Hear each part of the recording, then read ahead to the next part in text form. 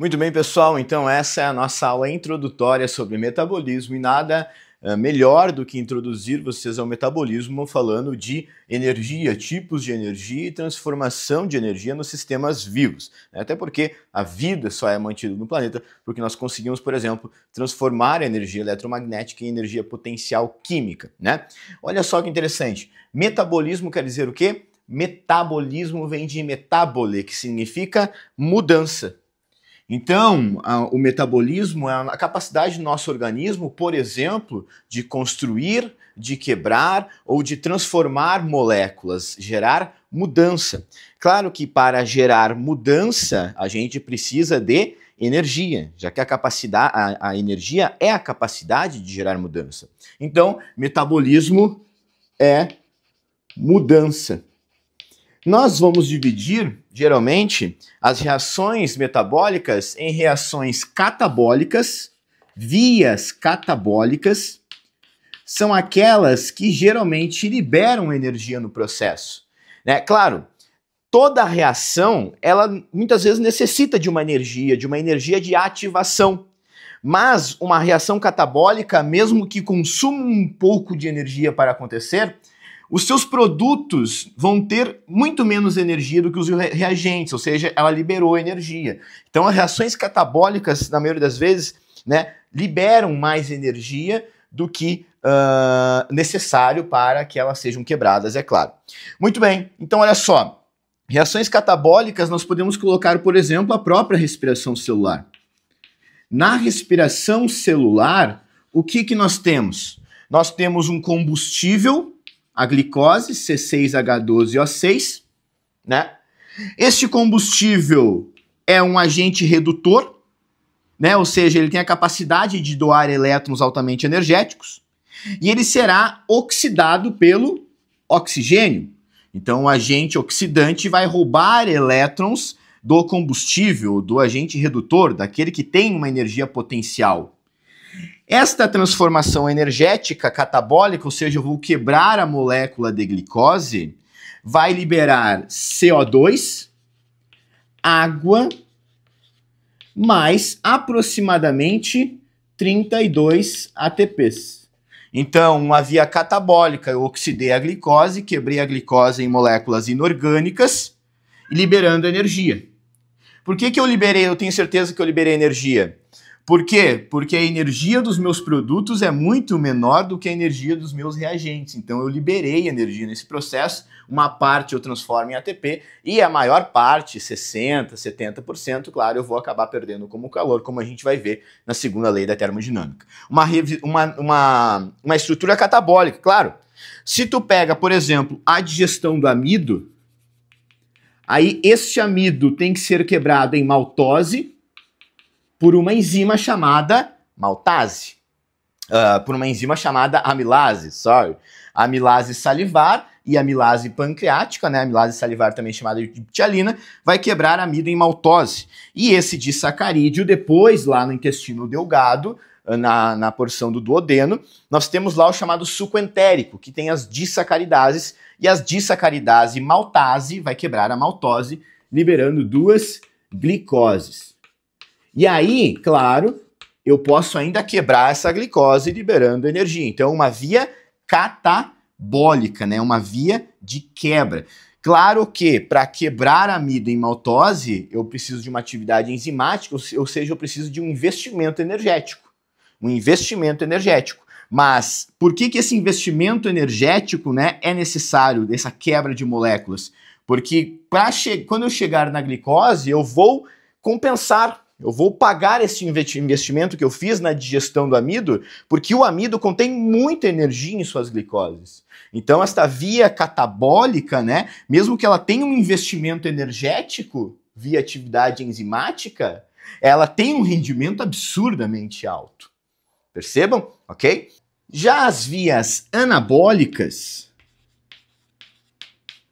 são vias de construção de moléculas. Então, por exemplo, nós temos 6CO2 mais 6H2O na equação simplificada, mais energia luminosa, produzindo C6H12O6, além, claro, das 6 moléculas de O2. Então, nós temos aqui uma via onde eu pego moléculas simples e construo uma molécula mais complexa. E se eu pego o potencial energético dessa molécula e comparo com essa tem muito mais energia. Tanto é que se tu pegar o estado redox do carbono, esse aqui vai estar mais 4. Aqui na glicose ele vai estar em 0, ou seja, ele foi muito reduzido, né? Então eu utilizei uma grande quantidade de energia para construir esta molécula química. E de onde que vem essa energia? Basicamente daquela que sustenta a vida no nosso planeta. Literalmente. Uma via anabólica. Claro que também eu posso pegar um aminoácido, juntar a outro aminoácido, juntar a outro aminoácido e também terei uma proteína, um monômero formando um polímero, né? Então, por exemplo, glicoses se unem, né? Monômeros de glicose se unem para formar polímeros, como por exemplo a celulose, o amido, o glicogênio. Os nucleotídeos, né, se unem para formar polímeros de nucleotídeos, que a gente chama de ácidos nucleicos, e os aminoácidos monômeros, né, se juntam em polímeros de aminoácidos, formando proteínas e enzimas, com suas todas configurações tridimensionais especiais, né? Então, uma via anabólica, e é claro que você deve imaginar que para construir o músculo é necessário energia, ok? Uma via anabólica, uma via onde você vai gastar mais energia do que liberar, né? Tem um consumo de energia grande para fazer esse processo aqui. A gente vai ver depois que esses processos anabólicos são processos que não estão, entre aspas, em concordância com as leis da termodinâmica. É óbvio que estão, mas por que não estariam? Porque, segundo a segunda lei da termodinâmica, a ideia é que o universo tende de um estado mais organizado para cada vez menos organizado. De um estado com maior potencial energético para um estado com menor potencial energético. Mas então, como que os seres vivos conseguem construir coisas? Ou seja, seguir o caminho contrário, a tendência contrária. Porque a gente usa um grande aporte energético, que em suma, é claro, é fornecido pelo Sol. Ele que sustenta esses processos anabólicos. Então nós vamos ver, por exemplo, que nós nada mais somos do que ilhas de baixa entropia e auto-organização em um universo cada vez mais desorganizado, cada vez mais frio. Bom, vamos imaginar agora alguns tipos de energia. Nós temos, aliás, o que é energia, né? Energia, pessoal, energia é a capacidade de gerar mudança. Capacidade de gerar mudança. E esta capacidade de gerar mudança que a energia tem pode ser aproveitada para gerar trabalho. Então ela pode gerar trabalho. Este trabalho, por exemplo, é medido, né, essa energia, ela é medida em joules. E joules, se não me engano, é Newton por metro. Então tem a ver com a capacidade de mover a matéria contra forças de oposição, como por exemplo força da gravidade, força de fricção. Mover a matéria, a capacidade de mover e transformar a matéria em uma direção, é dado como energia, então, né? Essa energia é capaz de gerar mudança que a gente realiza, então, trabalho medido em joules. Existem vários tipos de energia. Os mais importantes, vamos colocar aqui, começamos com a energia cinética. A energia cinética está associada ao movimento. Ela não é uma energia armazenável, digamos assim. Energia armazenável é energia potencial. A energia cinética está intimamente associada ao movimento. E é este movimento que permite um objeto com energia cinética gerar trabalho. Por quê? Porque quando eu bato numa bolinha de bilhar, eu insiro nela uma energia cinética, energia potencial transformada em cinética, uma energia mecânica, né? Então essa energia da velocidade do taco batendo na bola faz a bola adquirir uma energia cinética, ou seja, mover. E quando ela bate na outra bolinha, ela move a outra bolinha. Ok? Então é uma transferência de energia cinética, mas é transferência de movimento. Transferência de movimento. E este movimento, esta energia, vai estar associada à massa e também à velocidade de um objeto. Né? Então tu pega lá aqueles guindastes que destroem prédios, às vezes a bola está indo bem devagarinho, mas olha a massa, né? Quanta energia cinética associada a esse movimento em direção ao prédio. Então, movimento. Nós temos um outro tipo ainda de energia cinética, que é a energia térmica. A energia térmica, pessoal, nada mais é do que a energia associada ao movimento dos átomos e moléculas. Movimento dos átomos e moléculas. Esta energia térmica a gente vai medir numa grandeza que a gente chama de temperatura. O que é temperatura? A temperatura mede o grau de agitação das moléculas. Então a temperatura mede a energia cinética das moléculas. Muito bem. E o que é calor? Calor é a transferência de energia. Então, enquanto temperatura eu estou medindo a energia cinética média das moléculas em um sistema X, em um copo d'água, por exemplo, calor é a transferência de energia entre dois corpos com temperatura diferente, com níveis de energia diferentes. Então, calor é a transferência de energia, nesse caso, energia cinética dos átomos, energia térmica, né? É a transferência de energia do mais para o menos. Então, se eu estou com a minha mão a temperatura de, sei lá, 35 graus, né? E o copo está mais ou menos nessa mesma temperatura, a ideia geral, né? Desconsiderando outros fenômenos, é que eu não sentisse ele com mais quente ou mais frio. Agora, se eu pego um copo de água gelada, eu vou sentir que eu tô mais quente que ele tem menor energia térmica e o meu corpo tem maior energia térmica. Então eu vou sentir o quê? Eu vou sentir ele frio. A sensação do frio é o quê? É a transferência de calor do meu corpo mais quente pro dele, pro copo. Por isso que eu sinto essa sensação de frio. Eu estou transferindo energia de um corpo térmico, né, de um corpo com maior energia térmica para um corpo de menor energia térmica. Por que os meus átomos estão mais agitados e com mais energia que os do copo? Porra, é claro, o meu corpo tem que estar acima de 35, 36 graus Celsius, porque essa é a temperatura que nós mamíferos homeotérmicos mantemos aí na média ao gasto de muita energia, inclusive.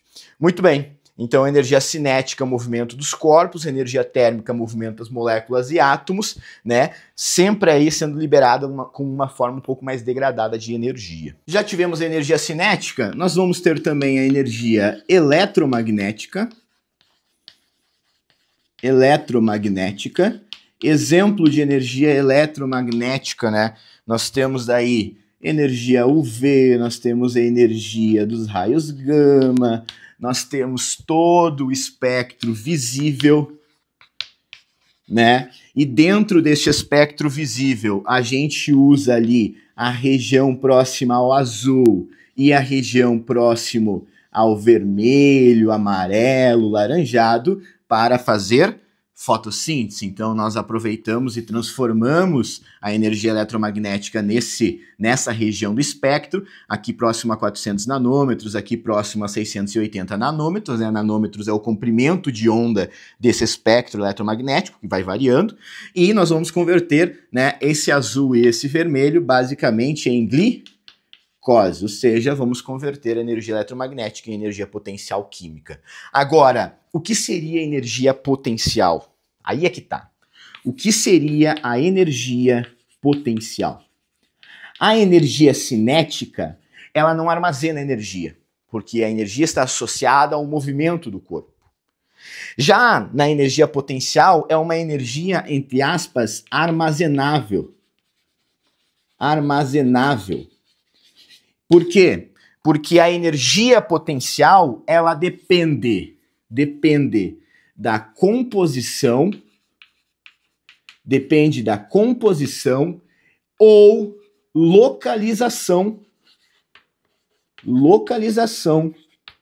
do corpo, do objeto, ou do sistema, ou da molécula. Ou seja, composição ou localização. Exemplo, energia potencial gravitacional. A energia potencial gravitacional está associado à altura do objeto, né? A altura, a massa e a constante gravitacional. Então, quem tem mais energia gravitacional potencial? Então, olha só, eu tenho aqui um trampolim, aí essa pessoa está aqui em cima no trampolim. O que é isso daqui? Isso daqui é a energia potencial gravitacional associada à localização desse objeto no espaço.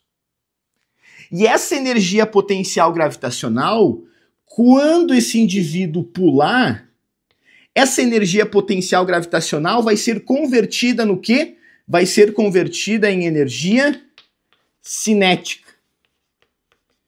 Tanto que, quando ele estiver mais ou menos aqui, olha a diferença de altura. A energia potencial dele já vai estar bem baixinha. Mas essa energia potencial gravitacional foi transferida na forma de energia cinética. Então, ele vai pulando, ele vai perdendo essa energia potencial gravitacional, mas vai ganhando energia cinética. E quando ele bater na água, essa energia cinética vai ser, né, transferida ali para a água, através de ondulações, de sons, de produção de calor e etc. Ok? Então, energia potencial. Nós temos também energia potencial elástica, associada à deformação, né, de um objeto. Nós temos também energia potencial elétrica, energia potencial eletrostática, espetacular. E nós temos a energia potencial química, que eu vou falar agora. Energia potencial química. Galera, na energia potencial química é a energia armazenada, lembra, energia potencial é energia armazenada conforme a localização, devido à localização de um objeto, ou a composição desse objeto. Inclusive o compartilhamento de elétrons entre os átomos deste objeto, desta molécula, dessa substância. Por exemplo, vamos pegar a combustão do metano. Então eu tenho aqui metano, ligado a 4 hidrogênios, ok? Nós temos aqui o oxigênio, ligação dupla O2, e a queima deste metano vai liberar CO2, então oxigênio, carbono, oxigênio, CO2, e vai liberar também H2O, vai liberar água. Muito bem. Reagentes, produtos. Devo lembrar a você que para iniciar a combustão do metano é preciso adicionar energia. Então, mesmo que seja um processo liberador de energia, mesmo que eu esteja liberando essa energia potencial, né, um processo liberador de energia, um processo exergônico, ainda assim é necessária uma energia de ativação para romper essas ligações químicas. Porque aí é que tá, o metano ele não armazena energia. O metano armazena o potencial de liberar energia quando as suas ligações atuais são refeitas e as ligações dos produtos têm menor energia disponível do que as ligações dos reagentes. Então não é que ele está armazenando energia, é que quando eu reorganizo a estrutura ao redor deste carbono, eu tenho uma estrutura com maior potencial energético, dado os elétrons compartilhados que eu já vou mostrar aqui, e aqui eu tenho uma menor energia potencial. Só que para reorganizar estas ligações, eu tenho que adicionar. Então tem lá o estalo do fogo, por exemplo. Né? Muito bem. Olha aqui. Vamos falar com relação à eletronegatividade. Eletronegatividade é a capacidade de um átomo de atrair elétrons. Eletronegatividade. Quem são os átomos mais eletronegativos? FON, aqueles que participam inclusive das ligações de hidrogênio. Então, flúor, oxigênio e nitrogênio, muito eletronegativos. A eletronegatividade do carbono, o oxigênio, se não me engano, está em 3,8, não lembro de cor, 3,5, 3,8, e o nitrogênio próximo de 2,83. Então o oxigênio é mais eletronegativo que o nitrogênio. E nós vamos ter aqui o carbono e o hidrogênio. O hidrogênio tem 2,1 e o carbono tem 2,5. Então o carbono é mais eletronegativo que o hidrogênio, mas não tanto. Então, em uma molécula contendo apenas hidrogênio e carbono, nós vamos ter um compartilhamento equidistante dos elétrons na ligação. Então, eu tenho o carbono compartilhando o seu elétron com o hidrogênio e vice-versa, mas como não tem um que seja muito mais eletronegativo que o outro, esse compartilhamento é mais ou menos parecido. Apesar de que, se a gente fosse para um negócio chamado de NOx, número de oxidação, ainda assim o número de oxidação de cada hidrogênio valeria como mais 1 e o número de oxidação do carbono como menos 4. Por quê? Menos 4. Porque ele é um pouco mais eletronegativo que o hidrogênio, então ele está puxando o elétron mais para o lado dele. Então ele tem um NOx de menos 4 e cada hidrogênio de mais 1. Ok? O elétron está mais próximo a ele. Quando eu reajo... e perceba, neste oxigênio aqui, O2, os elétrons compartilhados, eles estão à mesma altura um do outro. Por quê? Porque os dois átomos de oxigênio têm a mesma eletronegatividade. Então é uma molécula apolar. Assim como o metano também tende a ser apolar, porque não tem grandes diferenças de eletronegatividade. Só que quando eu reorganizo esta molécula, reage o metano com o oxigênio, eu formo CO2. E olha o que aconteceu com o carbono, que antes era o todo-poderoso, né? Ele era equidistante em relação ao hidrogênio, mas ainda assim ele atraía mais os elétrons para ele. Olha o que aconteceu com os elétrons dele. Os elétrons dele se aproximaram de quem? Se aproximaram do oxigênio no CO2. Se aproximaram do oxigênio no CO2. E quando eu transfiro um elétron, ou melhor, aqui não é transferência, né? É diferença no grau de compartilhamento. Aqui o carbono estava compartilhando na parceria. Aqui o carbono perdeu. Aqui o NOx do carbono é mais 4. Porque os seus elétrons negativos foram em direção ao oxigênio. Só que quando eu passo um elétron de um átomo menos eletronegativo para um átomo mais eletronegativo, eu tenho a liberação de energia. Portanto, percebam que o carbono, o hidrogênio, o oxigênio não desapareceram.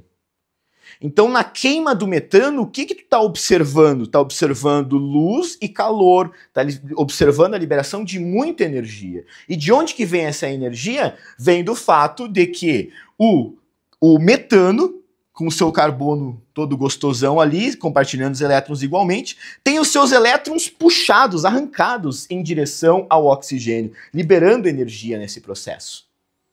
Então eu digo que o metano ele foi oxidado, então o metano ele perdeu energia, ele perdeu os seus elétrons, antes os elétrons estavam perto dele, agora estão mais longe dele, então é como se ele tivesse perdido, entre aspas, os elétrons, mas ele não perdeu, houve só um rearranjo, né? Então eu digo que ele foi oxidado. Oxidar é perder elétrons. Já este oxigênio, antes os elétrons estavam no meio campo. Agora perceba que tanto na molécula de água, quanto até mesmo no CO2, estes átomos de oxigênio aqui, eles não estão mais empatados, eles estão puxando os elétrons mais para perto de si.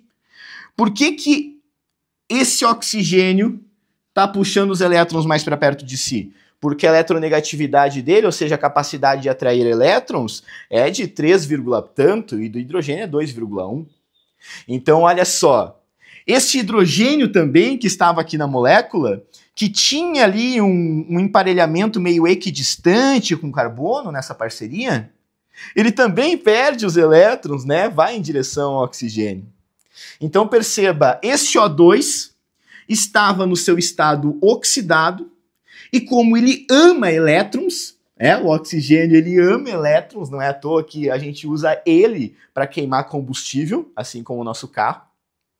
Como ele ama elétrons, ele ganha elétrons, portanto, o oxigênio é reduzido.